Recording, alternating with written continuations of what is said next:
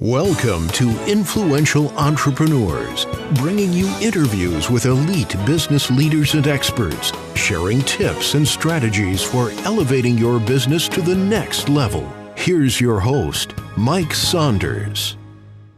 Hello and welcome to this episode of Influential Entrepreneurs. This is Mike Saunders, the Authority Positioning Coach. Today we have with us Raquel Hinman, who's the founder of Hinman Financial Planning. Raquel, welcome to the program. Thank you. Thanks for inviting me. You're welcome. I'm looking forward to chatting with you because I just love meeting new people and learning about their entrepreneurial journey, because sometimes it turns out that the little 6-year-old Raquel didn't say, hey, I want to go up to be a financial planner. So, what was it way back in the day that made you think, you know what? Finances and money and planning and strategies that way, that's pretty cool. So what's your background and then what led you to financial planning? Sure. Yeah. So, it's funny. Somebody just asked me recently, and the way I guess I originally got an interest was I was on vacation with my mom and my grandparents when I was a kid and talking about what do you want to do? And my grandpa owned a business, and he said, well, why don't you become a banker? They always seem like they have money. So, that sounded pretty good to me. So I kind of headed that way. And then I went to college, and I was a finance major in college. And then I came out, and I was originally working on the institutional side, so for firms that provide financial services to people. And in the end, I wanted to live in Boulder, Colorado, and that's where my future husband was. And in Boulder, in the end, you could either, be an advisor or not work in finance. So I ended up deciding to go. Yeah. So I ended up saying, okay. And so I started the CFP program, and I started working with clients. And in the end, it's just been the greatest thing for me because I love working with people. I love working with people and their issues around money and helping them, find some peace and, just feel a little bit more in control and empowered and things like that. So that's kind of how I sort of fell into it, and it's just been great. Yeah, that's hilarious. Bankers do have the money. It just sometimes isn't theirs. It's just it's just yours. That's kind of funny. Yeah. I came through mortgage banking. I spent 10 plus years in mortgage banking. And then when the whole crash thing happened, it was like, you know what? Business just evaporated literally overnight. So Wow. And it just really was. I was talking to someone earlier today on my podcast, and he was in real estate at the time, and he said, it was like a light switch that just went off. It wasn't this little, gliding plane that landed. It was just gone. And so I just reinvented myself, did an MBA. So, hearing how you made that transition is really awesome. And you said something interesting I want to go deeper on. Mm-hmm. You help people around their issues around money.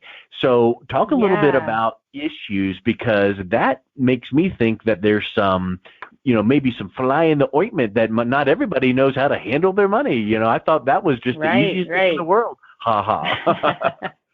Right.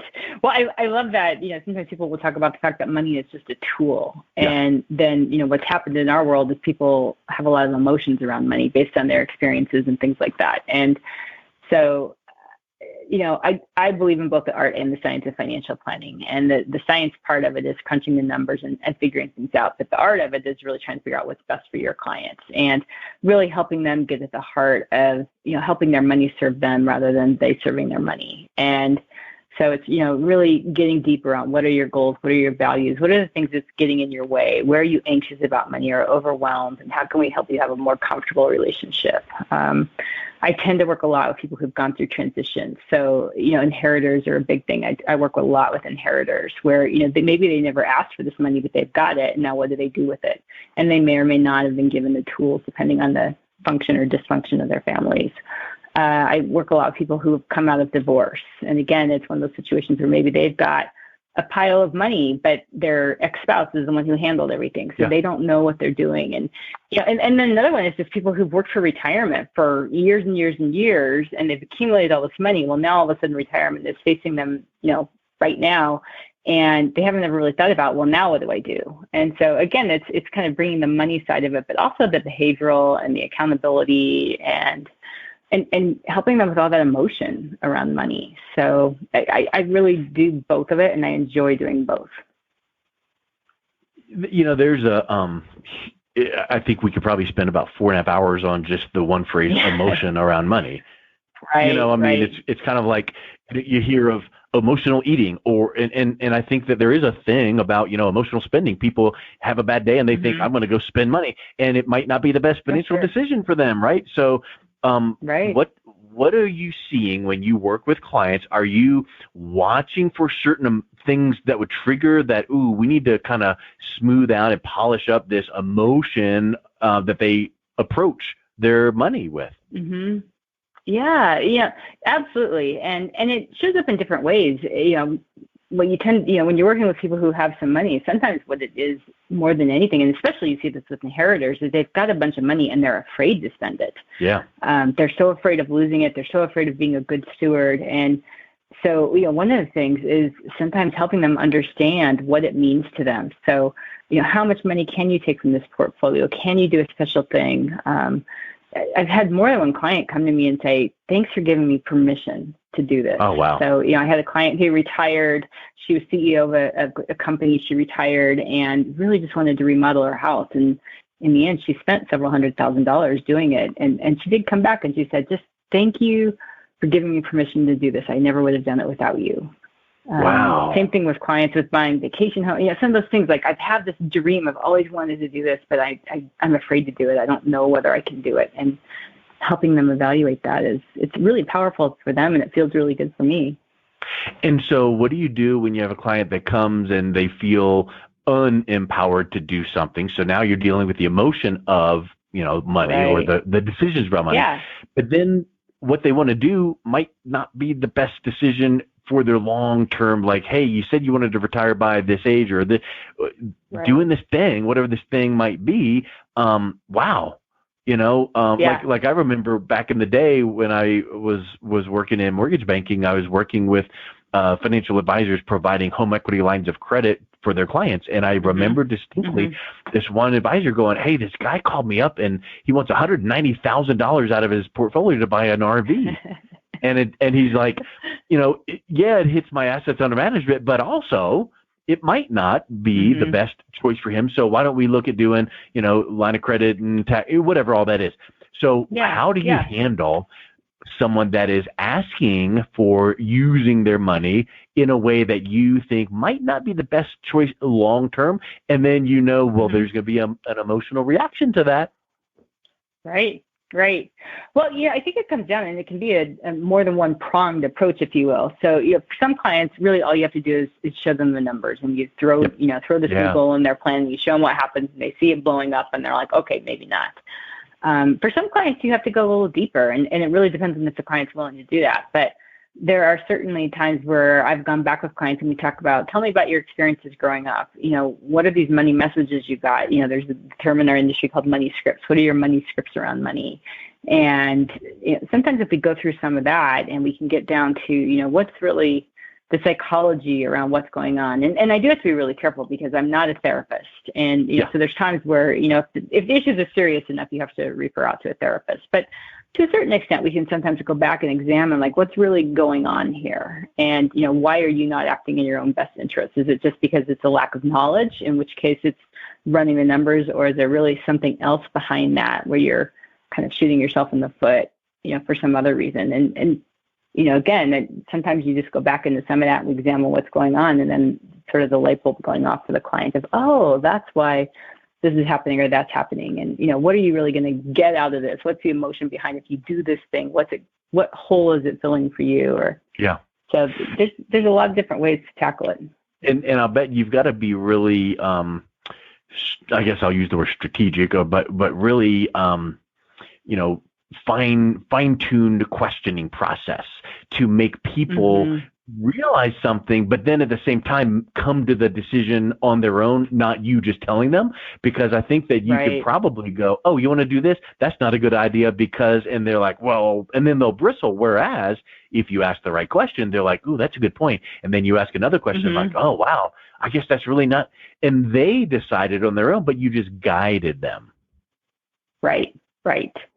And so much of it is really just asking some questions and then, constantly saying, tell me more. My business coach is always reminding me, Raquel, just ask people, I'll say, tell me more, and they'll go deeper and deeper. And a lot of times they come up with it on their own.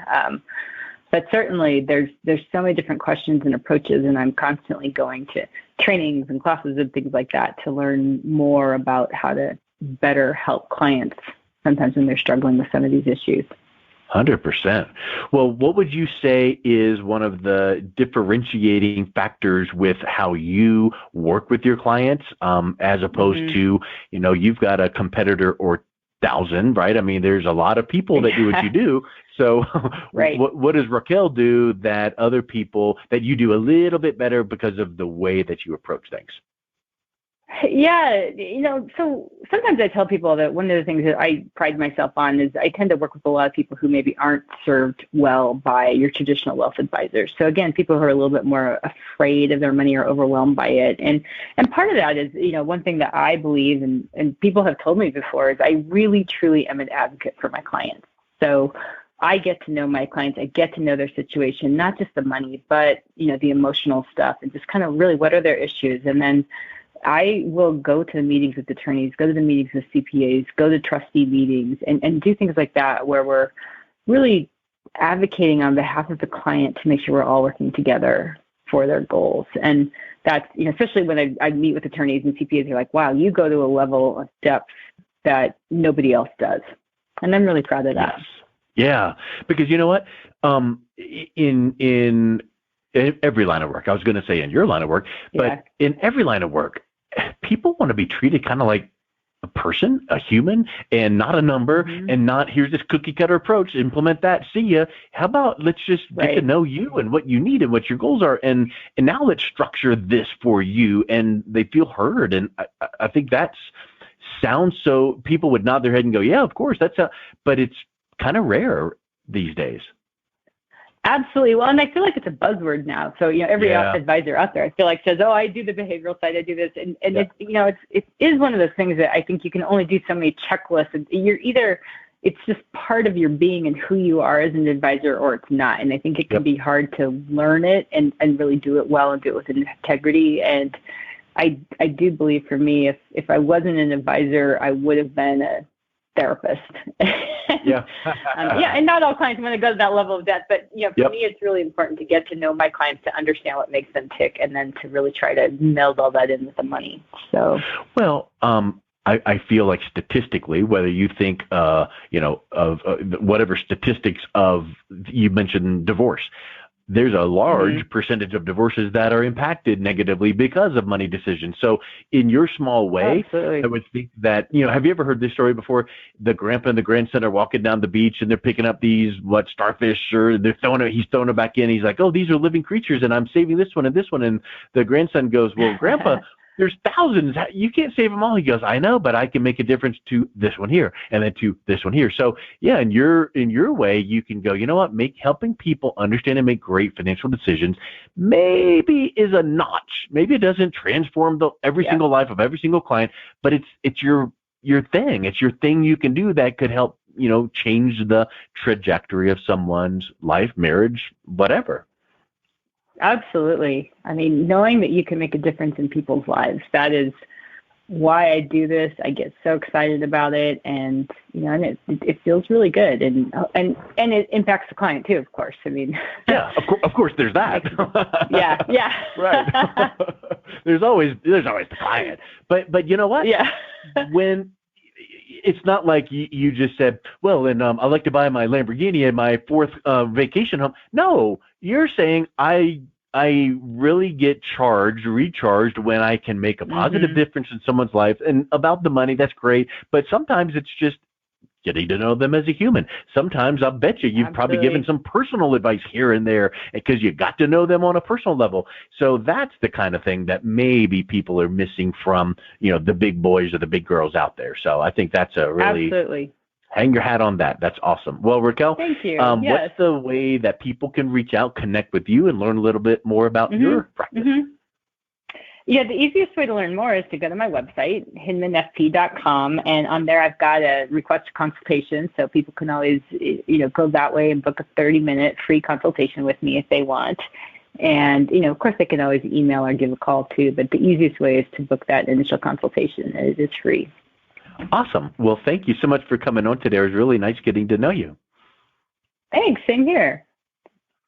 You've been listening to Influential Entrepreneurs with Mike Saunders. To learn more about the resources mentioned on today's show or listen to past episodes, visit www.influentialentrepreneursradio.com.